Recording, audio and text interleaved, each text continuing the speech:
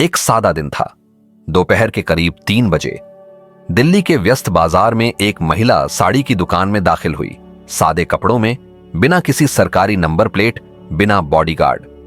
महिला ने एक साड़ी खरीदी, लेकिन कुछ देर बाद उसने साड़ी वापस करना चाहा। मुझे पसंद नहीं आई, उसने शांति से कहा। दुकानदार ने जवाब दिया, मैडम, दुकान में यह सब नहीं चलता। बात बात पर चीजें वापस नहीं होती। विवाद बढ़ा और फिर दुकानदार ने धमकी दी, बहुत हो गया, अब बदतमीजी करोगी तो पुलिस बुला लूंगा।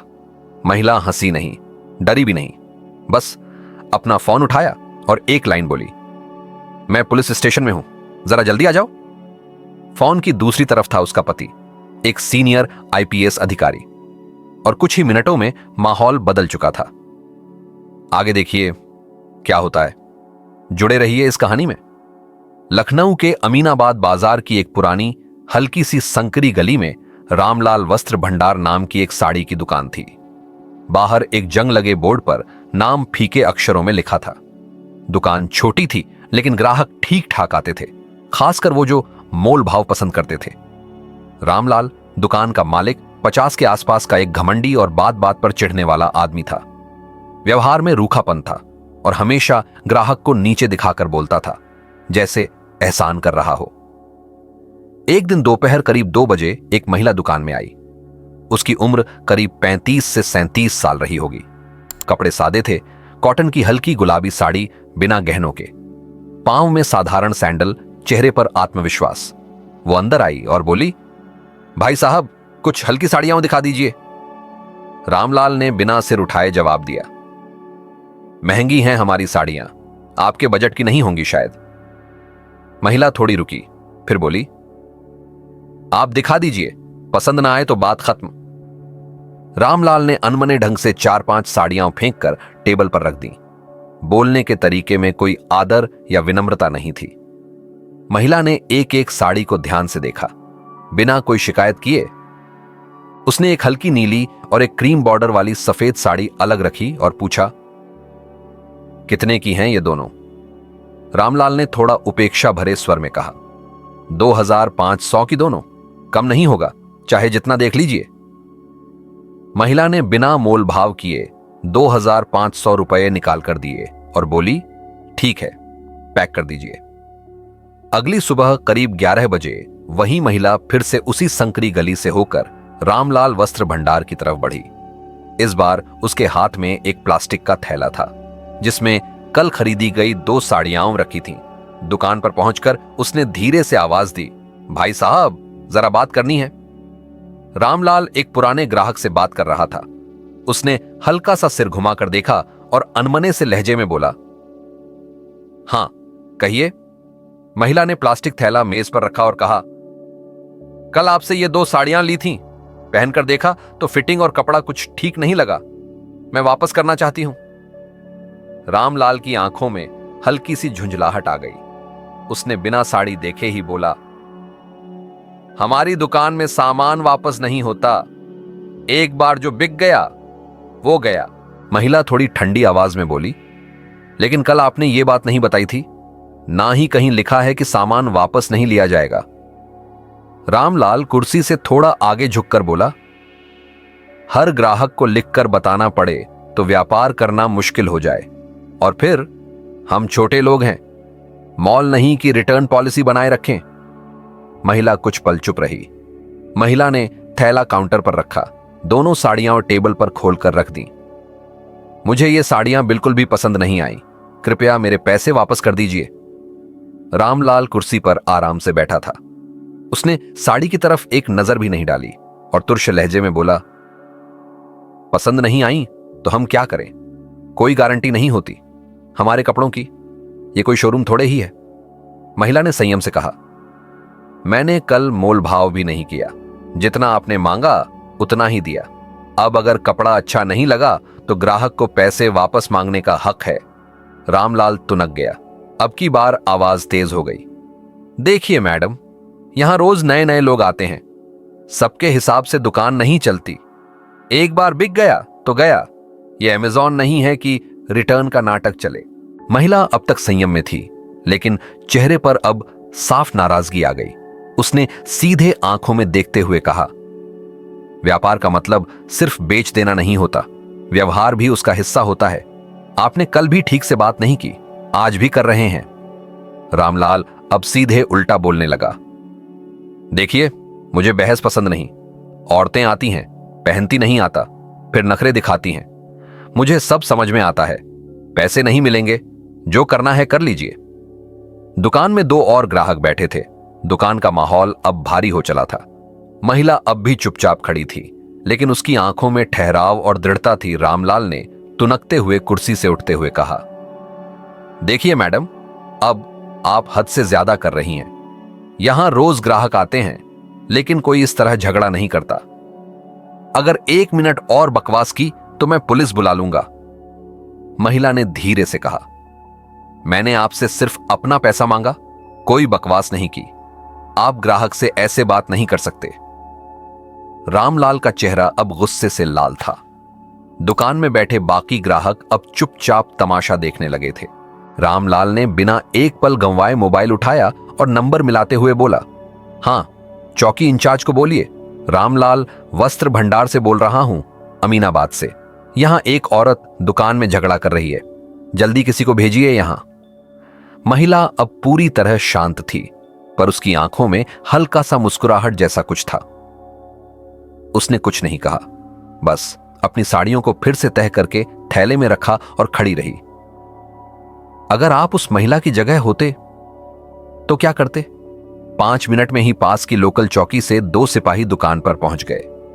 एक ने अंदर आते ही थोड़ा ऊंची आवाज में पूछा, कौन है झगड़ा करने वाला? किसने कॉल की? रामलाल तुरंत आगे आया। सर, यही औरत, कल 2 साड़ियां खरीदी, आज कहती हैं पसंद नहीं आई, पैसे मांग रही है। जब मना किया तो दुकान में बहस करने लगी। मैंने कहा पुलिस बुला लूंगा, तो बोलती है बुला लो। अब आप ही बताइए, क्या यही तरीका है? महिला ने अब पहली बार सिपाहियों की तरफ देखा। वो एक कदम आगे आई और बहुत ही सीधी सधी हुई आवाज में कहा, आपको सिर्फ एक पक्ष की बात सुनाई गई है। क्या आप जानना नहीं चाहेंगे कि मैंने क्या कहा था? एक जवान थोड़ा ठिठक गया। दूसरा सिपाही, जो थोड़ा अनुभव में सीनियर लगता था, उसने विनम्रता से पूछा, मैडम आप बताइए क्या हुआ? महिला ने कहा, मैंने कल इनसे 2 साड़ियां ली, बिना मोल भाव के पूरे पैसे दिए। आज वापस करने आई तो इन्होंने न सिर्फ मना किया, बल्कि बदतमीजी की, झूठे आरोप लगाए और मुझे झगड़ालू कहा। ऊपर से पुलिस बुलाने की धमकी दी और बुला भी ली। सिपाही दोनों पक्षों की बात सुनकर कुछ पल चुप रहे। फिर उस सीनियर सिपाही ने एक संक्षिप्त नजर महिला पर डाली और फिर रामलाल की ओर मुड़ा। रामलाल ने तुरंत बात काटते हुए जेब से धीरे से कुछ नोट निकाले, करीब 2-3 हजार रुपए, और एक सिपाही की ओर बढ़ा दिए। उसकी आवाज अब थोड़ी धीमी थी, साहब, आपसे गुजारिश है, इनसे झगड़ा मत कराइए। हम रोज दुकान चलाते हैं, रोज नए नए लोग आते हैं। इसने बेवजह माहौल बना दिया है। सिपाही ने पैसे लेने में जरा भी संकोच नहीं किया। उसने चुपचाप नोट अपनी जेब में डाले और फिर सख्त आवाज में महिला की तरफ मुड़कर बोला, मैडम, आप दुकान पर इस तरह आकर झगड़ा नहीं कर सकती। कानून सबको एक जैसा देखता है। आपने माहौल बिगाड़ा है, हम आपको थाने ले जाएंगे, वहां बात करेंगे। महिला चौंकी, लेकिन चेहरा अब भी शांत रहा।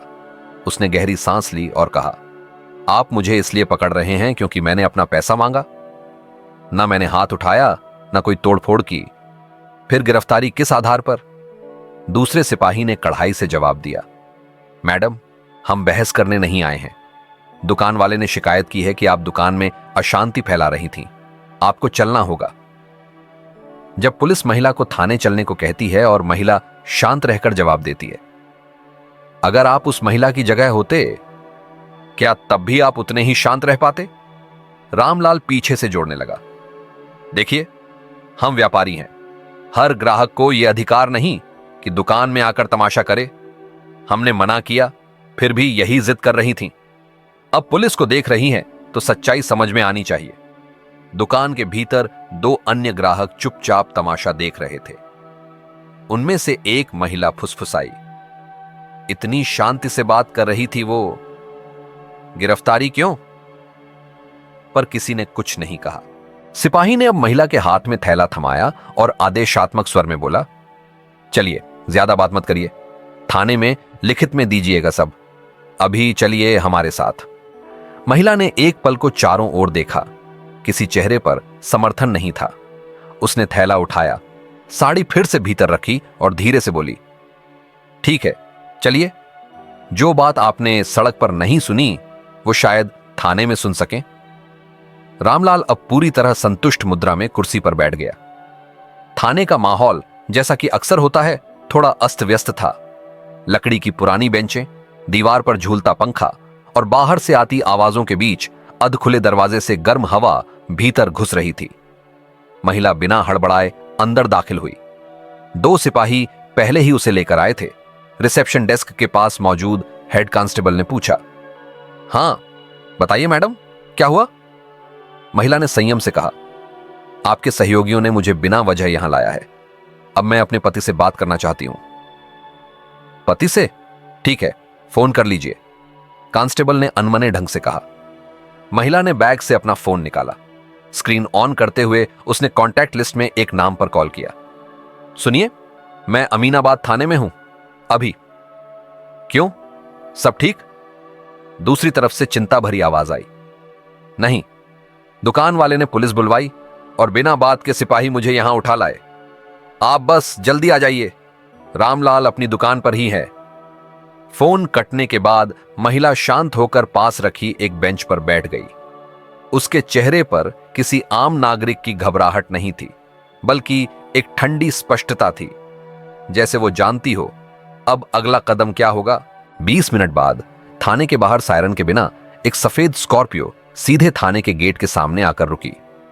गाड़ी से निकले आईपीएस अधिकारी आरव त्रिपाठी, कंधे पर स्टार चमकते हुए, तेज चाल, आंखों में सख्ती। थाने में दाखिल होते ही आवाज आई, कहां है मेरी पत्नी? हेड कांस्टेबल चौंक कर खड़ा हो गया। सर, अंदर हैं। हमें नहीं पता था कि आप किससे बात कर रहे हैं। आईपीएस अधिकारी ने एक गहरी नजर उसे दी और सीधे उस बेंच की तरफ बढ़े जहां महिला बैठी थी। महिला शांत स्वर में बोली, तुम्हें बुलाने का मन नहीं था, लेकिन इस बार सीमा पार हो गई। आईपीएस अधिकारी ने उसकी आंखों में देखा। तुम ठीक हो? हां, अब तुम आ गए हो तो मैं ठीक हूं। उन्होंने तुरंत डेस्क की ओर देखा। कौन है ड्यूटी ऑफिसर? एक हड़बड़ाया हुआ इंस्पेक्टर बाहर आया। सर, माफ कीजिए, हमें जानकारी नहीं थी कि। क्या नहीं पता था? किस आधार पर एक महिला को बिना एफआईआर, बिना जांच, सिर्फ एक दुकान वाले की शिकायत पर यहां लाया गया? कोई जवाब नहीं था। आईपीएस अधिकारी ने फाइल उठाई, सिपाहियों की ओर मुड़े। कौन थे वो दोनों जो इसे लेकर आए? नाम बताइए। सर, हम थे। दोनों सिपाही कांपते हुए सामने आए। आप दोनों को एक महिला को हिरासत में लेने की कानूनी प्रक्रिया नहीं मालूम? कोई मारपीट नहीं हुई, कोई उपद्रव नहीं, फिर भी उठा लाए? आईपीएस अधिकारी आरव त्रिपाठी का चेहरा अब पूरी तरह सख्त हो चुका था।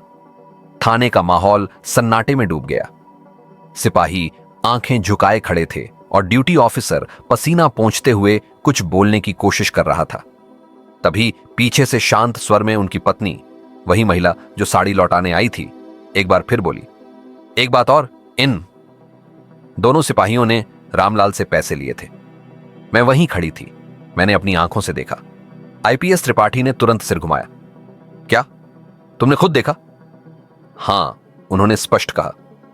और सिर्फ देखा नहीं, रामलाल की दुकान में सीटीवी कैमरे भी लगे हैं। आप चाहें तो फुटेज मंगवाकर सब देख सकते हैं। कुछ क्षणों के लिए पूरा थाना स्तब्ध रह गया।